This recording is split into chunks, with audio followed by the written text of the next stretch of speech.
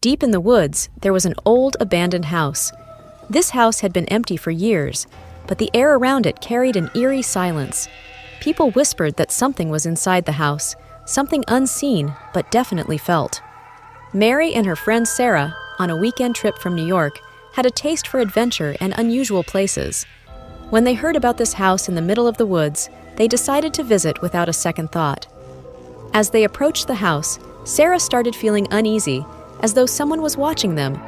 But Mary dismissed it with a laugh, and the two of them entered the house.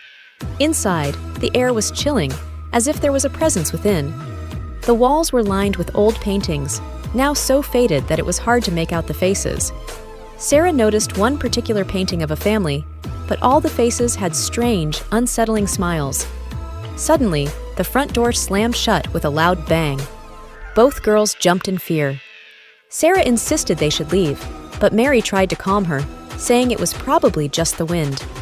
They moved deeper into the house, drawn by faint sounds coming from another room. When they entered, they found an old book lying open on a table. The pages were turning by themselves. Mary, trembling, picked up the book, and as soon as she started reading, the room grew colder. Just then, a painting fell off the wall with a crash, and a terrifying shadow began to form in the room. The shadow moved slowly toward them. Sarah screamed and tried to run, but it felt as if her feet were glued to the floor.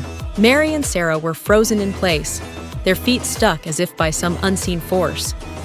The shadow crept closer, its eyes burning with a fiery glow. Sarah shut her eyes in terror, while the book slipped from Mary's hand, hitting the floor with a dull thud.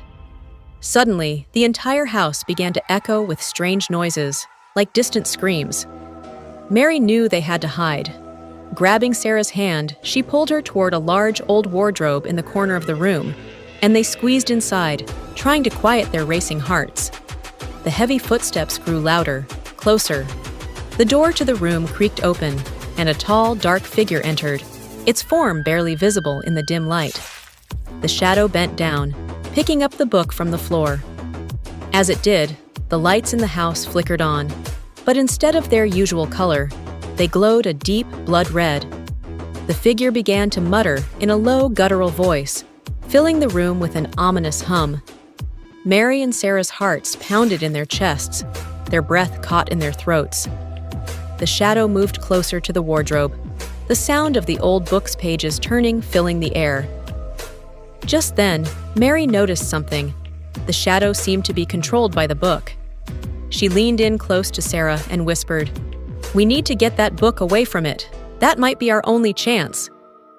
Sarah looked at her in fear, but nodded. They had no other option. Slowly, they edged their way out of the wardrobe, inching toward the shadow, which was now fully engrossed in the book. Mary lunged for the book, yanking it from the shadow's grasp. The shadow let out a terrible, ear-piercing scream, recoiling as if in pain. The walls of the house began to tremble, and the blood-red light flickered violently. Sarah grabbed the book and threw it onto the floor. Together, they piled the broken wooden pieces from the old furniture around it, and with trembling hands, set it on fire. As the flames engulfed the book, the shadow writhed in agony, slowly dissolving into the dark corners of the room. The house began to fall silent, the light returning to its normal color. Mary and Sarah sighed in relief, feeling the tension lift. But just as they thought it was over, they heard a final whisper echo through the room. "This was just the beginning. Next time, you won't escape." Both girls ran out of the house as fast as they could, not daring to look back. As they made it out, the house's doors and windows slammed shut behind them, as if sealing itself off from the world forever. They stared at each other, both shaken but relieved. They vowed never to go near those woods again, carrying the memory of that terrifying night with them for the rest of their lives.